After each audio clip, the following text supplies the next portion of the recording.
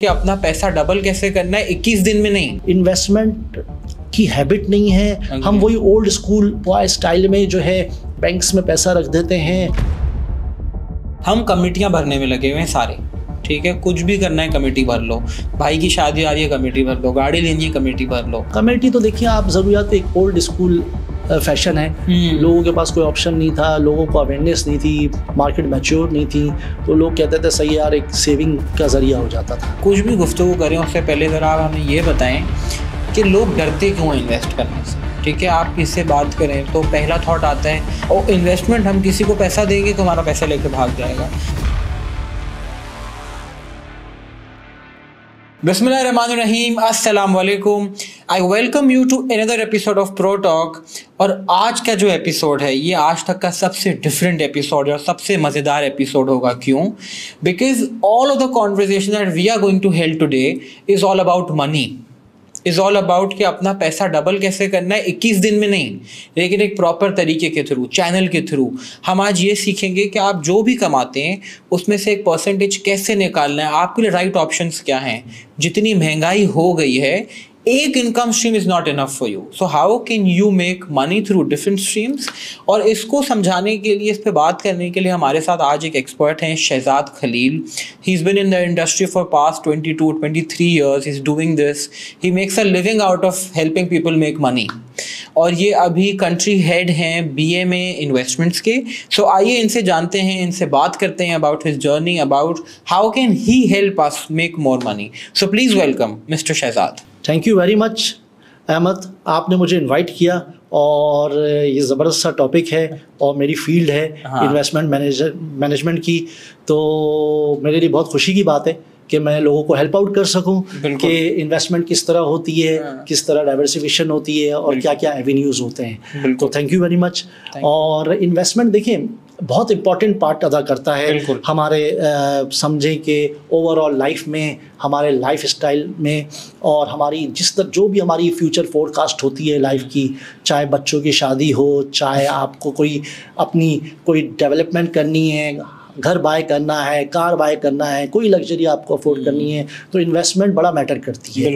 Unfortunate कि हमारे माशरे में और हमारे कंट्री में अगर आप देखा जाए तो जो डेवलप कंट्रीज़ हैं, इवन आप एशिया रीजन के अंदर ही देख लें, हमारा जो सेविंग रेशो है एज़ कंपेयर जो हमारा रीजन है एशिया, उसमें बहुत कम है। ठीक है। और बहुत ही ज़्यादा उसमें मतलब समझे कि हम लो लेवल पे हैं। बिल्कुल। और इन्वेस्टमेंट ना होने की वजह से ओवरऑल, और इन्वेस्टमेंट एवेन्यूज़ का ना पता होने से, इन्वेस्टमेंट की अवेयरनेस ना होने से हमारे मुल्क को भी नुकसान होता है और हमारे जो लोग हैं वो भी गुर्बत का शिकार रहते हैं। एग्रीड। लोगों को पता नहीं है कि डाइवर्सिफिकेशन कैसे करनी है, मनी को यूटिलाइज कैसे करना है, इन्वेस्टमेंट की हैबिट नहीं है। हम वही ओल्ड स्कूल स्टाइल में जो है BC डाल देते हैं, बैंक्स में पैसा रख देते हैं और हमें कोई नॉलेज नहीं होती है। तो काफ़ी सारे इसमें एवेन्यूज़ अवेलेबल हैं, तो डेफिनेटली हमें ट्राई करना चाहिए और मैं इसमें अगर कोई पार्ट अदा कर सकूं तो व्हाई नॉट। बिल्कुल। तो शहजाद साहब, हम कुछ भी गुफ्तगू करें उससे पहले ज़रा आप हमें ये बताएं कि लोग डरते क्यों हैं इन्वेस्ट करने से। ठीक है, आप किससे बात करें तो पहला थॉट आता है यार इन्वेस्टमेंट सेविंग मतलब सूद मतलब हराम, तो हम तो नहीं हराम खा सकते, और इन्वेस्टमेंट हम किसी को पैसा देंगे तो हमारा पैसा लेके भाग जाएगा। तो ये लोगों को क्या डर होते हैं और उनका राइट वे टू अप्रोच क्या है? अच्छा अहमद, इसमें देखिए डर लोगों ने यही हमारे यहाँ ना डर नहीं होता, बेसिकली हमारे पास टेम्परामेंट बहुत शॉर्ट है। हम चाहते हैं कि एक हमारा एक तरीक़ेकार बन गया, हम चाहते हैं रातों रात हम अमीर हो जाएं, रातों रात हमारे पास जो है पैसे डबल हो जाएं। उस चक्कर में हम नुकसान भी उठाते हैं, उस चक्कर में हम गलत हाथों में भी आ जाते हैं। और जो प्रोफेशनल मैनेजर्स हैं, प्रोफेशनल फंड मैनेजर्स हैं, प्रोफेशनल वेल्थ मैनेजर्स हैं, प्रोफेशनल बैंकर्स हैं, हम उनको अप्रोच नहीं करते। हम एक चलते फिरते अरे गरे को अप्रोच करते हैं और उसके हाथ अपना पैसा, एक हार्ड अर्न मनी होता है, वो थमा देते हैं और फिर हम नुकसान उठा लेते हैं और वो एक डर लेके उम्र भर हम जो है ना बैठे रहते हैं। हाँ। तो इन चीज़ों से हमें निकलना होगा और हमें थोड़ा ब्रॉडर जो है व्यू के साथ सोचना होगा कि इन्वेस्टमेंट को हम प्रोफेशनल मैनेजर्स के हाथ में दें और हम उनके थ्रू मैनेज करवाएं। हम हर फन मौला ना बने कि हमारे पास पैसा है तो हम ये भी कर लें, वो भी कर लें, हम 50 चीज़ों में घुस जाएं और एंड में किसी में भी फ़ायदा ना हो। सही। सो थ्रू प्रोफेशनल लोगों के साथ हमको इसमें घुसना चाहिए। और एक मेजर चीज़ जो आप कह रहे हैं, राइट, कि प्रोफेशनल लोगों के थ्रू जाना चाहिए, उन लोगों के लिए क्या ऐसे ऑप्शंस हैं जो कहते हैं कि हमें इंटरेस्ट नहीं लेना, हमें सूद नहीं लेना, उनके लिए कुछ ऑप्शंस अवेलेबल होते हैं? जी, आपने पहले भी ये सवाल किया। इसको मैं ये बताऊं कि डेफिनेटली हमारे अब माशाल्लाह से शरिया कंप्लाइंट प्रोडक्ट जो है हमारे यहाँ जो है बढ़ती जा रही है, उसकी रेंज। इस्लामिक बैंक को फ़रोग़ दिया जा रहा है और रेगुलेटर इस पर बहुत ज़्यादा जो है पुश कर रहा है कि हमें इस्लामिक बैंकिंग की तरफ, इस्लामिक इन्वेस्टमेंट्स की तरफ जाना चाहिए। अब मार्केट में इस्लामिक इन्वेस्टमेंट्स के बहुत सारे एवेन्यूज़ अवेलेबल हैं। जी, GOP इजारा सुकूक से अवेलेबल है। म्यूचुअल फंड्स के थ्रू आप शरिया कंप्लाइंट प्रोडक्ट के अंदर जा सकते हैं। स्टॉक्स के अंदर आपके जो है शरिया कंप्लाइंट स्टॉक्स मौजूद होते हैं। प्रॉपर उसकी स्क्रीनिंग होती है। जो मैंने आपसे कहा कि प्रोफेशनल मैनेजर्स के थ्रू आप जाएंगे तो प्रॉपर उनका एक क्राइटेरिया होता है। मुफ्ती हजरात होते हैं, स्टेट बैंक के एफिलेटेड मुफ्तीज़ होते हैं, वो हर बोर्ड पे होते हैं। फिर शरिया स्क्रीनिंग होती है और फिर उसके बाद फिर उसकी प्रॉपर एक इन्वेस्टमेंट होती है। प्रॉपर एक पूरा जो है उसका मैट्रिक्स होता है वो फॉलो हो रहा होता है। समझ गया। तो जिन लोगों को ये डर होता है कि हमारी इन्वेस्टमेंट में कहीं सूद ना आ जाए, तो उनके लिए भी वो ऑप्शन अवेलेबल? जी बिल्कुल। देखिए, वो शरिया स्कॉलर्स होते हैं। बिल्कुल। शरिया स्कॉलर्स उसके जो भी स्क्रीनिंग क्राइटेरिया होते हैं एज पर शरिया कंप्लाइंट रूल्स, उसको फॉलो कर रहे होते हैं। बिल्कुल। और उसी मेथड के थ्रू फिर इन्वेस्टमेंट्स हो रही होती है। फिर जो फंड मैनेजर्स होते हैं, एसेट मैनेजर्स होते हैं, वो उसको पैसा को प्लेस कर रहे होते हैं। अग्रीड। उस पर नज़र रखते हैं, उसकी मॉनिटरिंग करते हैं और डे टू डे उसको फिर मैनेज कर रहे होते हैं। राइट। तो आप मुझे ये बताएं कि आपने बताया ऑप्शंस अवेलेबल हैं, लेकिन आप अगर पाकिस्तान के लेंस को देखें, जो आपने मेंशन किया BC, हम कमेटियां भरने में लगे हुए हैं सारे, ठीक है, कुछ भी करना है कमेटी भर लो, भाई की शादी आ रही है कमेटी भर लो, गाड़ी लेनी है कमेटी भर लो। और तो आप हमें प्लीज़ ये बताएं कि कमेटी भरना, जैसे जो एक पढ़ा लिखा इंडिविजुअल है उसको तो ये बात पता है कि मनी डेप्रिशिएट होता है। आप आज 5,000 भर रहे हैं, अगले 12 महीने तक भरे और आपकी कमेटी का आखिरी नंबर है, तो लाख रुपए आपके जमा होंगे शायद एंड पे, या 60,000-70,000, लेकिन उसकी वैल्यू वो नहीं रहेगी। तो प्लीज़ इस पर हमें एजुकेट करें कि ये कमेटी अच्छा ऑप्शन है भी या नहीं। देखिए, वही मैंने कहा, देखिए कमेटी इन्वेस्टमेंट ऑप्शन नहीं है। कमेटी तो देखिए आप ज़रूरियात, एक ओल्ड स्कूल फैशन है। लोगों के पास कोई ऑप्शन नहीं था, लोगों को अवेयरनेस नहीं थी, मार्केट मैच्योर नहीं थी, तो लोग कहते थे सही यार, एक सेविंग का ज़रिया हो जाता था। लोग पैसे जमा कर करके अपना पेट काट के अपनी जो नीड्स होती थी उसको थोड़ा सा मैनेज करते हुए थोड़े थोड़े पैसे जमा करते थे और 1 साल बाद 2 साल बाद जब भी उनको कोई ज़रूरत होती थी उसको फिर यूटिलाइज़ करते थे उस पैसे को।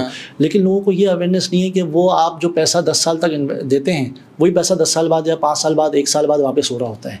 लेकिन वो इन्वेस्टमेंट नहीं होती, आपको पैसे को बेसिकली हिट आ रही होती है, डेप्रिशिएट हो रहा होता है। और फिर लोग कहते हैं महंगाई हो गई है। महंगाई इसी वजह से हो गई कि हम प्रॉपर तरीके से आप एवेन्यूज़ को तलाश नहीं करते, हम प्रॉपर तरीके से रिसर्च नहीं करते इन्वेस्टमेंट्स किस तरह करनी है, हमें प्रॉपर तरीके से जांच पड़ताल नहीं होती कि किस तरह पैसे को अपने हम इन्वेस्ट करें और हमारे पैसे पे और इन्वेस्टमेंट पे गोल्स क्या हैं, उस इन्वेस्टमेंट के हमारे गोल्स क्या हैं, कब हमें नीड पड़ेगी, कब हमें ज़रूरत को पूरा करना है और कब उस पैसे को यूटिलाइज़ करना है। तो यहाँ पे हम मार खाते हैं और हम वही कमेटी भरते रहते हैं और इन्वेस्टमेंट की तरफ हम जाते नहीं हैं। बाद में एंड में महंगाई हो जाती है, आपकी जो है एज बढ़ती चले जाती है, आपकी अर्निंग बढ़ने की बजाय कम होती चली जाती है और फिर हम एंड में रोते हैं कि इस मुल्क में हमें कुछ फ़ायदा नहीं हो रहा या हमें जो है कुछ पैसे नहीं बच रहे या हमारी महंगाई बढ़ गई है, इन्फ्लेशन बढ़ गया है। तो इन्फ्लेशन हम खुद भी बढ़ाते हैं एक तरीके से, उसको हम स्मार्टली मैनेज नहीं करते, चीज़ों को पैसे को डबल करने की तरफ नहीं जाते, पैसे पे पैसा बनाने की तरफ नहीं जाते और वहाँ उसका खमियाजा हमें और हमारे जो साथ घर वाले होते हैं, इर्द गिर्द के लोग होते हैं, उन सबको भुगतना पड़ता है। सही। तो शहजाद साहब देखें, हमें इसे समझ में आया कि कमेटी कोई इन्वेस्टमेंट ऑप्शन नहीं है, एक सेविंग्स ऑप्शन। जी जी। अब अगर जैसे आपने कहा कि भाई पेट काट के आप उसमें पैसा डाल रहे हैं, जी ठीक है, तो अब आप मुझे ये बताएं कि अगर कमेटी नहीं भरें तो एक एवरेज इंसान, ठीक है, क्या करे? लेट्स से जिसकी तनख्वाह मज़्यूम करते हैं अभी लाख रुपए है, ठीक है, और वो जनाब 10,000 रुपये कमेटियाँ भर रहा था कि एंड में 1.5 लाख रुपए 2 लाख रुपए एक साथ जमा हो जाएंगे। अब वो ₹1,00,000 वाला इंडिविजुअल क्या इन्वेस्ट करे, उसके लिए क्या ऑप्शंस हैं, कैसे समझे, कैसे इस प्रोसेस में आए, ये प्लीज़ थोड़ा बताएं। देखिए माशाल्लाह से मैंने पहले भी आपसे जिक्र किया कि हमारे पास बहुत सारे एवेन्यूज़ मौजूद हैं। हमारे पास म्यूचुअल फ़ंड की फॉर्म में इन्वेस्टमेंट एवेन्यूज़ मौजूद हैं और उसमें आप शरिया कंप्लायंट कन्वेंशन बहुत ऑप्शन मौजूद हैं। हम डायरेक्टली स्टॉक मार्केट में इन्वेस्टमेंट कर सकते हैं ब्रोकर्स के थ्रू। हमारे पास इन्वेस्टमेंट एडवाइज़र्स मौजूद हैं, मैं खुद ये काम कर रहा होता हूँ। तो हमारे पास बैंकर्स मौजूद हैं, बैंक्स मौजूद हैं, तो हमारे पास फाइनेंशियल इंस्टीट्यूशंस मौजूद हैं। उनसे आप रब्ता करें, उनके RM को अप्रोच करें, उनके ब्रांच मैनेजर्स को अप्रोच करें, उनके जो भी टीम है उनको अप्रोच करें और अपनी नीड्स बताएं, अपनी रिस्क एपेटाइट बताएं और किस टाइम तक के लिए आपके पास पैसा मौजूद है, किस टाइम पे आपके पास पैसा आना है जाना है, वो आप अपनी नीड्स बताएंगे, रिस्क बताएंगे तो आपको डेफिनेटली वो जो है आपको गाइड करेंगे और आपको एक सूटेबल ऑप्शन बताएंगे जिससे आपका पैसा ग्रो करेगा और आपको बेनिफिट होगा इंशाल्लाह। ग्रेट। आप मुझे ये बताएं कि जैसे आपने अभी मुझे ये बात बताई कि अगर एक इंडिविजुअल है, जो मैं एग्जांपल दे रहा हूँ आपको, उसके पास ₹10,000 महीने के वो सेव करता है, उसको उसने इन्वेस्ट करना है और उसका गोल है लेट्स से भाई मैं 3 साल तक इन पैसों को नहीं छेड़ूंगा, 3 साल तक मैं चाहता हूँ पैसा ग्रो। तो अब उसको किस ऑप्शन की तरफ जाना चाहिए? क्या उसको म्यूचुअल फंड की तरफ जाना चाहिए, क्या उसको ब्रोकरेज हाउस की तरफ जाना चाहिए? सुकूक जो आपने बताया उसे थोड़ा एजुकेट करेंगे वो क्या होता है, म्यूचुअल फंड क्या होता है, ब्रोकरेज हाउस के थ्रू जाएंगे तो वो क्या चीज़ होती है, इस पे थोड़ा सा प्लीज़ बताएं। अच्छा देखें अहमद, इसमें ना 3-4 किस्म के एवेन्यूज़ होते हैं। प्लीज़ थोड़ा मैं आसान लफ्ज़ों में बता दूं।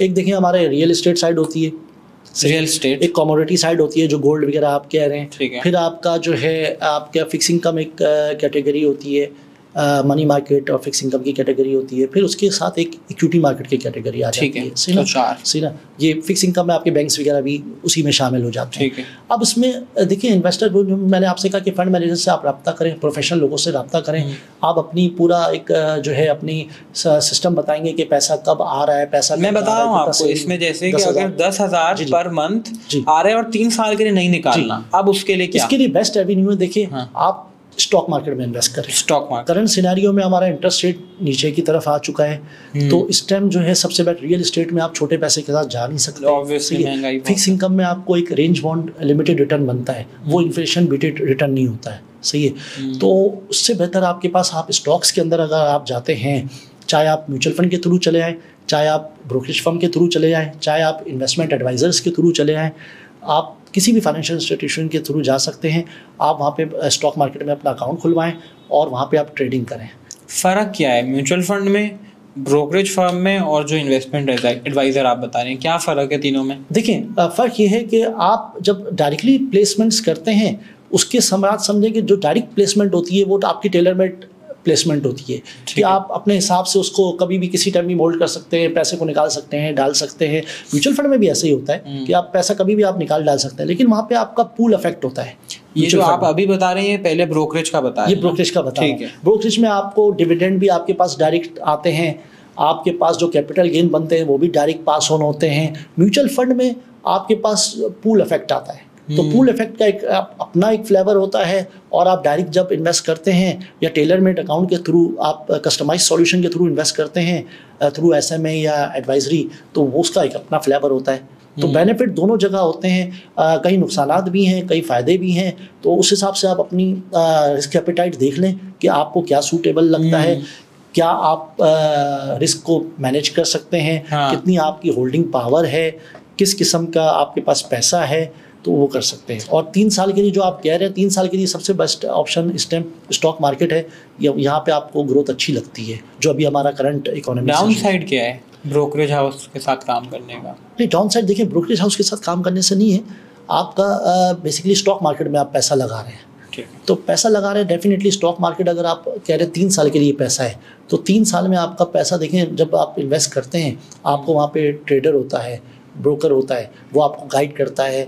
आप जिस कंपनी के अंदर पैसा प्लेस करते हैं वो आपको कंपनी का फ्यूचर आउटलुक बताता है, कंपनी के फंडामेंट्स बताता है, फिर आपको सारी चीज़ें मैनेज करके देता है कि ये आपका शेयर जो है यहाँ से यहाँ जाएगा, इसमें जो है ये डिविडेंड आएगा, इसमें इतना रिटर्न बनेगा। जो भी आपका RM, मैंने आपसे कहा कि आप चाहे म्यूचुअल फंड में जाएँ, चाहे ब्रोकरेज के थ्रू इन्वेस्ट करें, चाहे बैंक के पास जाएँ, चाहे आप इन्वेस्टमेंट एडवाइज़र के पास आएँ, वो आपको RM गाइड करता है। तो आपका जो भी टेन्योर होगा उसके हिसाब से आप उसको आपको गाइड कर देगा। अगर लो टाइम के लिए आपके पास पैसा है, थोड़े टाइम के लिए आपके पास पैसा है, 1-8 साल के लिए, तो आप फिक्स इनकम साइड को चूज़ कर सकते हैं। बिल्कुल। और अगर आपके पास 1 साल से ज़्यादा का पैसा है तो फिर आपके पास आपको इक्विटी में जाना चाहिए। इससे बेटर ऑप्शन इस टाइम करंट सिचुएशन में कुछ और नहीं दिखता है। ठीक है शहजाद साहब, अभी बड़ी बात चल रही है क्रिप्टो काउंसिल की। जी ठीक है, कि पाकिस्तान में क्रिप्टो काउंसिल आ रहा है, सीजी बाइनेंस पाकिस्तान आ गया और जनाब वो बिलाल साकिब बड़ा काम कर रहे हैं इसके ऊपर। तो इस पे थोड़ा हमें एजुकेट करें कि ये एज अ वाइबल ऑप्शन है नहीं है क्रिप्टो करेंसीज का, लोगों को इसमें जाना चाहिए अभी नहीं, आपका क्या टेक है? अच्छा अहमद, इसमें देखिए मैंने आपको बोला ना, देखिए म्यूचुअल फंड की market, stock market, fix income market ये थोड़ी अभी मैच्योर है हमारे हाँ पाकिस्तान में। क्रिप्टो अभी इतना मैच्योर नहीं हुआ है, क्रिप्टो की मार्केट इतनी मैच्योर नहीं है अभी। जो वो डेवलप होगी, जो मैच्योर होगी, तो फिर डेफिनेटली क्रिप्टो को भी हम जो है सिलेक्ट कर सकते हैं। वन ऑफ द ऑप्शन बन सकता है, वो एक एवेन्यू आपके पास आ जाएगा। अभी लोग कर रहे हैं, लोग करते हैं, डायरेक्टली भी करते हैं, किसी डिफरेंट एजेंट्स होते हैं उनके थ्रू भी कर रहे होते हैं। लेकिन उसके लिए मैंने आपसे कहा आप चाहे जिस भी एवेन्यू में इन्वेस्ट करें, चाहे स्टॉक मार्केट में जाएँ, चाहे फिक्स इनकम में जाएँ, चाहे आप क्रिप्टो में जाएँ, या इवन आप रियल एस्टेट सेक्टर में भी जाएँ, कमोडिटीज़ में भी जाएँ, आपको नॉलेज, रिसर्च और आपकी ग्रिप होनी चाहिए, ताकि आपका पैसा किस तरह इन्वेस्ट हो रहा है, कहाँ पे आप इन्वेस्ट कर रहे हैं, उस एवेन्यू की साइकी क्या है, आपका पैसे की जो इन्वेस्टमेंट की साइकी है, एवेन्यू जो आप इन्वेस्ट कर रहे हैं या चूज़ कर रहे हैं उसके साथ मैच हो रही है नहीं हो रही है, वेवलेंथ मिल रही है नहीं मिल रही है। ये ना हो कि आप स्टॉक्स में पैसे डाल रहे हैं, आप 1 महीने बाद आप कह रहे हैं मुझे रिडम्पशन की ज़रूरत है, मुझे पैसा चाहिए, तो वो वेवलेंथ मैच नहीं है, वो फिर आपको लॉस होगा। आप कहेंगे यार स्टॉक्स में मुझे लॉस हो जाता है, सही है। आप फिक्स इनकम में पैसा डाल रहे हैं, आप कह रहे हैं 5 साल बाद यार मेरा रिटर्न नहीं बना, मुझे रियल एस्टेट में ज़्यादा फ़ायदा हुआ है, मैंने एक घर लिया था, तो definitely apple to apple compare करना बहुत ज़रूरी है। हाँ। तो आपको सेंस समझनी पड़ेगी अपनी इन्वेस्टमेंट की और कहाँ पे आपने इन्वेस्ट करना है उसकी। तभी मेरे ख्याल से आप ये कह रहे हैं कि एक प्रोफेशनल के पास जाएं, कि अगर आपके पास छोटे टाइम के लिए पैसा है फिक्स में डाल दें, थोड़ा लॉन्गर रन है तो स्टॉक में डाल दिया, लिमिटेड पैसा है म्यूचुअल फंड ब्रोकरेज में डाल दिया, बहुत ज़्यादा पैसे आप एक कॉर्पोरेट हैं, एक बड़े ऑर्गेनाइजेशन, एक बिजनेसमैन है, should go for investment advisory. और ज़बरदस्त आप डाइवर्सिफाई बेस्ट ऑप्शन है अहमद, इसमें आप डाइवर्सिफाई कर लें। ठीक है, सही ना, डाइवर्सिफाई कर लें। उसमें आपके पास कुछ पैसा आया, आपने कभी स्टॉक्स में इन्वेस्ट कर लिया, कुछ पैसा आपने मनी मार्केट साइड पे इन्वेस्ट कर दिया, कुछ पैसा आपका अगर शौक है रियल एस्टेट आपने बाय करना है, रियल एस्टेट बाय कर लिया, कमोडिटी की तरह थोड़ा डाइवर्सिफाई कर लेंगे तो देखिए हर इन्वेस्टमेंट का एक साइकिल होता है, एक साइकिल होता है, उस साइकिल के अंदर आपने पैसे बना लेते हैं तो आपके लिए वो साइकिल अच्छा हो जाता है, वो एवेन्यू अच्छा हो जाता है। अगर उस साइकिल के अंदर से आप पैसे नहीं बनाते तो आप कहते हैं यार इसमें जो है ना मुझे घाटा हो गया। सही। शहजाद साहब एक बात बताएं, जो फैमिलीज होती हैं जी, ठीक है, वो एक चीज़ को बहुत वैल्यूबल मानती हैं, कहती हैं गोल्ड खरीद लो, गोल्ड खरीद लो। अब ये गोल्ड एज एन इन्वेस्टमेंट कैसा ऑप्शन है? Is it good, is it not good, क्या है थोड़ा बताएं अगर। अच्छा, गोल्ड में भी अहमद, गोल्ड में भी डिफरेंट फॉर्म्स होती हैं गोल्ड की, ठीक है, सही ना। एक तो आप कमोडिटी एक्सचेंज के थ्रू आप ट्रेड कर रहे होते हैं, वो एक डिफरेंट ऑप्शन होता है। कुछ लोग वही जो आप कह रहे हैं लाइक अ कमेटी गोल्ड लेके बैठ जाते हैं आप, वो एक अलग ऑप्शन होता है, सही। तो लोगों को अवेयरनेस नहीं होती। मेरी सजेशन है, मेरी एज अ एडवाइज़र आप लोगों को एडवाइस है, मेरी तमाम नेशन को, जितने भी हमारे लोग हैं मुल्क में, कि आप प्रॉपर जो है प्रोफेशनल को अप्रोच करें, प्रोफेशनल फंड मैनेजर को, वेल्थ मैनेजर्स को अप्रोच करें। मार्केट में बहुत सारे अवेलेबल हैं और उनसे पहले एडवाइस लें। आपको अगर नहीं तो आप हमें BMA इन्वेस्टमेंट एडवाइज़र है, आप उसको अप्रोच कर सकते हैं। हम आपको गाइडलाइन प्रोवाइड कर देंगे कि किस तरह अपने पैसे को आप स्मार्टली इन्वेस्ट करें और किस तरह उसको आप यूटिलाइज़ करें।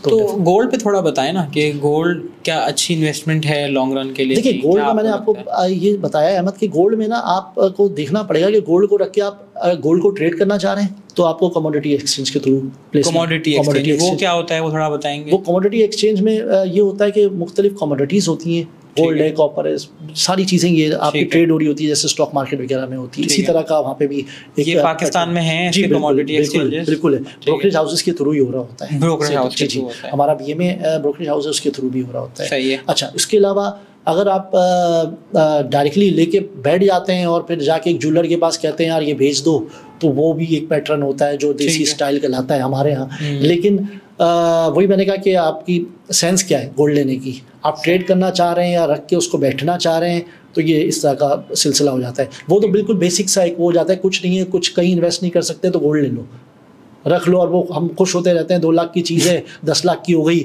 10 लाख की चीज़ है 20 लाख की हो गई, ये इस तरह होता है। तो गोल्ड आप समझें कि अगर हमको ट्रेड भी करना हो जी, तो हम कमोडिटी, उस जो आप बता रहे हैं कमोडिटी एक्सचेंज, उधर जाएं, लेकिन वहाँ छोटी अमाउंट्स में हो सकता है। जैसे किसी, मैं जैसे बता रहा हूँ आपको, लाख रुपए की सैलरी, 10,000 बचाता है, उसमें उसको फ़ायदा हो सकता है उसके थ्रू, क्योंकि गोल्ड इन सेल्फ इतना महंगा है। जी देखिए, आप चाहे आप कमोडिटी मार्केट में जाएं, इस चीज़ को बहुत समझना ज़रूरी है। जी जी प्लीज़। कमोडिटी मार्केट में जाएं, चाहे आप स्टॉक मार्केट में जाएं, सही ना, आपको एवरेज आपके पास इन्वेस्टमेंट की बाइंग पावर होनी चाहिए कि आप जो है वहाँ पे एवरेज कर सकें। अगर कोई चीज़ नीचे 100 रुपये की चीज़ है 80 रुपये की हुई हुई है तो आप एवरेज आउट कर लें, सही ना।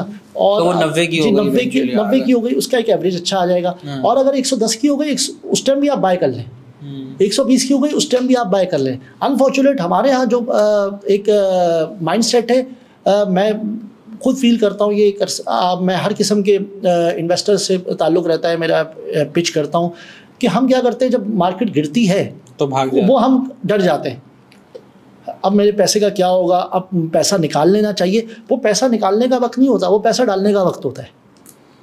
जैसे सेल लगती है तो आप खरीदते हैं ना सामान, यस, पैसा निकालने का वक्त होता है। और जब मार्केट ऊपर जाती है हम कहते हैं यार अब हम पैसे डाल दें, फिर हम कहते हैं यार रिटर्न नहीं बना, जब हम पैसे डालते हैं तो यार हमारे टाइम पे ये हो जाता है।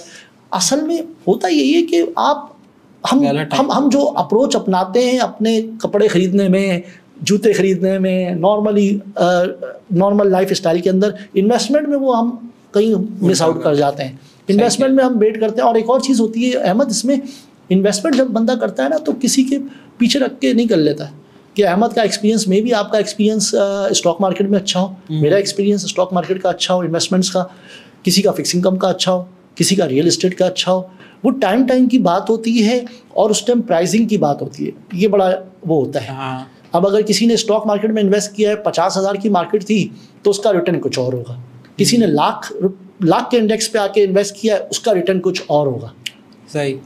शहजाद साहब, ये हम अक्सर सुनते हैं न्यूज़ चैनल पे कि अभी बजट आया तो भाई 2400-2500 पॉइंट ऊपर। ये पॉइंट्स क्या होते हैं, अगर आप ये हम लोगों को आसान तरीके से समझाएं, पॉइंट्स क्या चीज़ है? बेसिकली ये स्टॉक मार्केट इंडेक्स होता है। इंडेक्स, इसके अंदर कंपनियां होती हैं और कंपनियां परफॉर्म करती हैं। कंपनियां जब ऊपर जाती हैं तो इंडेक्स ऊपर जाता है। अब उसका वेटेज होता है, एक ऑयल सेक्टर होता है, फिर आपका सीमेंट सेक्टर होता है, बैंकिंग सेक्टर होता है, फर्टिलाइज़र होता है, इस तरह मुख्तलिफ सेक्टर्स होते हैं। फिर उस सेक्टर्स के अंदर जो है स्क्रिप्स होते हैं, कंपनीज़ होती हैं। तो जब कंपनियां ऊपर जाती हैं तो उसी तरह फिर उसका एक एवरेज निकल के वो स्टॉक मार्केट का जो 100 इंडेक्स है या मिज़ान इंडेक्स है वो ऊपर जाता है। जब वो कंपनियां जितनी नीचे जाती हैं फिर वो इंडेक्स नीचे जाता है। इस तरह का एक सिलसिला। तो कंपनी की परफॉर्मेंस, जैसे अभी वॉर का चक्कर हुआ, ठीक है, उससे मार्केट क्रैश हुई, तो क्या वो कंपनी की परफॉर्मेंस की वजह से हुई या लोगों ने पैसा बाहर निकाला इस वजह से? नहीं, वो देखिए पैनिक सिचुएशन हो जाती है। सेंटिमेंट्स जब थोड़े से आउट होते हैं, कभी आपका ऐसा कोई सॉवरेन रिस्क आ जाता है या वॉर का चक्कर आ जाता है, तो डेफिनेटली वो ओवरऑल बिजनेस पे अफेक्ट होता है, इम्पैक्ट आता है, नेगेटिव इम्पैक्ट आता है। सिर्फ स्टॉक मार्केट पे नहीं आया, वो ओवरऑल बिजनेसेस पे भी आया। ओवरऑल जो एक सिनेरियो क्रिएट हो जाता है कि लोग कहते हैं कल क्या होगा। तो वो थोड़ा सा जो है ना, आपने देखा होगा डॉलर इम्पैक्ट भी आया, सीना पीकेआर डेप्रिशिएट हो गया, फिर ये सारी चीज़ें हुई, ये सारा ओवरऑल सारा इम्पैक्ट आ रहा होता है। तो डेफिनेटली उसमें स्टॉक मार्केट और दूसरी चीज़ें वो भी सारी चल रही होती हैं। फिक्स इनकम पे इतना ज़्यादा नहीं आता, स्टॉक मार्केट में थोड़ा सा आता है क्योंकि वो सारी कंपनियां उसमें काम कर रही होती हैं, तो उसमें थोड़ा सा लोग पैनिक सिचुएशन आ जाते हैं कि कल एकदम मार्केट। मैंने आपसे कहा ना कि हमारे यहाँ माइंड सेट जो है ना शॉर्ट टर्म वाला है। हमारे यहाँ माइंड सेट ये है कि बस रातों रात हम अमीर हो जाएं। और आज हम देखें, अब आप जब वॉर का टाइम आया, जिसने 10,000 मार्केट नीचे गई, 8,000 नीचे गई, 5,000 नीचे गई, जब जिसने इन्वेस्ट कर दिया, जो शेयर 200 का था 100 पे मिल रहा था, तो वो जो है जीत गया, उसने पैसे बना लिए। जो मैं आपसे पहले भी इस पॉडकास्ट में कवर कर चुका हूँ कि जब नीचे मार्केट जाती है, जब आप तो चाहे रियल इस्टेट हो, चाहे स्टॉक मार्केट हो, और जो भी चीज़ हो। समझ गया। आप प्लीज़ ये बता सकते हैं कि क्योंकि देखें पैसा है, हर किसी को डेस्परेटली चाहिए होता है और उसका बहुत लोग फ़ायदा उठाते हैं। बिल्कुल ठीक है। डबल शाह नामी बड़ी स्कीमें चलती हैं। ठीक है। तो हम कैसे स्कैम से बचें और कैसे ये मेक श्योर करें, जो आप कह रहे हैं प्रोफेशनल, अब बहुत सारे लोग सूट बूट पहने कहीं भी चले जाएंगे, ये हो जाएगा और लोग स्कैम हो जाते हैं। अब क्या करें हम जैसे ऑर्डिनरी लोग कि वो स्कैम का शिकार ना हो और राइट हाथों में जाएं? तो वो एवेल्युएट करने का क्या क्राइटेरिया है? देखिए, मैंने आपसे ऑलरेडी कहा है कि आप प्रोफेशनल मैनेजर्स को अप्रोच करें। कोई बंदा आपको अप्रोच करता है, कोई आरएम आपके पास आता है, आप चेक करें कंपनी कैसे करें वो बताएं, इंस्टीट्यूशंस का बताएं, इंस्टीट्यूट कंपनी का प्रोफाइल क्या है, कितने अरसे से काम कर रही है, मार्केट में क्या उसकी रेपुटेशन है, किस तरह की उसकी पेनिट्रेशन है, उसको अप्रोच करें, देखें ट्रैक रिकॉर्ड्स, देखें क्या रिटर्न दे चुके हैं वो पास्ट में, क्या उनकी जो है काविशें रही हैं, अचीवमेंट्स रही हैं, सही ना। तो ये सारी चीज़ें देख के फिर आप इन्वेस्ट करें। और देखें, आप एक पर्सन पे इन्वेस्ट ना करें, पर्सन के कहने पे इन्वेस्ट ना करें। डेफिनेटली वो आपके पास पर्सन तो आता है, आरएम होता है, वो कंपनी का जो है एक समझे कि मुशीर होता है, लेकिन आप कंपनी को भी देखें कि कंपनी का क्या ट्रैक रिकॉर्ड है और उसी तरह क्या परफॉर्मेंस रही है, और फिर आप उस पर कैसे देखें। वो कोई वेबसाइट है? जी, हर कंपनी की वेबसाइट होती हैं। आपकी जो है म्यूचुअल फंड की मुफैप है, इसी तरह आपकी स्टॉक मार्केट में आपके जाके देख सकते हैं। मतलब तो काफ़ी सारी चीज़ें हैं, जो भी आप कंपनी आप सेलेक्ट करें उसकी आप वेबसाइट जाके देख लें। विजिटिंग कार्ड होता है, विजिटिंग कार्ड के थ्रू आप वेबसाइट सबके लिखी होती है, आप वेबसाइट पे जाके सर्च करें और वहाँ से फिर जो भी आपको वो उस आरएम ने पिच किया है उसको आप सेलेक्ट करें और फिर आप पैसे इन्वेस्ट करें। देखिए, रिस्क तो इन्वेस्टमेंट जब आप करते हैं तो थोड़ा बहुत तो आपको रिस्क लेना पड़ता है। आप अपना बिजनेस भी करते हैं, एक दुकान खोल के भी बैठते हैं, तो आपको रिस्क तो लेना पड़ता है कि घाक कर आएगा नहीं आएगा, कल मेरा माल बिकेगा नहीं बिकेगा। तो इन्वेस्टमेंट में थोड़ा सा आप रिस्क लें। और सबसे बड़ी बात देखें, इन्वेस्टर का मतलब क्या होता है कि वो ऑलवेज लर्न करता है कि मैंने इन्वेस्टमेंट की है, इसमें लर्निंग क्या है मेरी। और थोड़ा सा एक और चीज़ भी है कि इन्वेस्टर को भी समझना चाहिए, जो आरएम या जो आपका जो वेल्थ मैनेजर है, वेल्थ एडवाइज़र है, जो आपको गाइड कर रहा है, आप उसकी बात को भी ना बड़ा ऑनेस्टली वेटेज दें, सुने।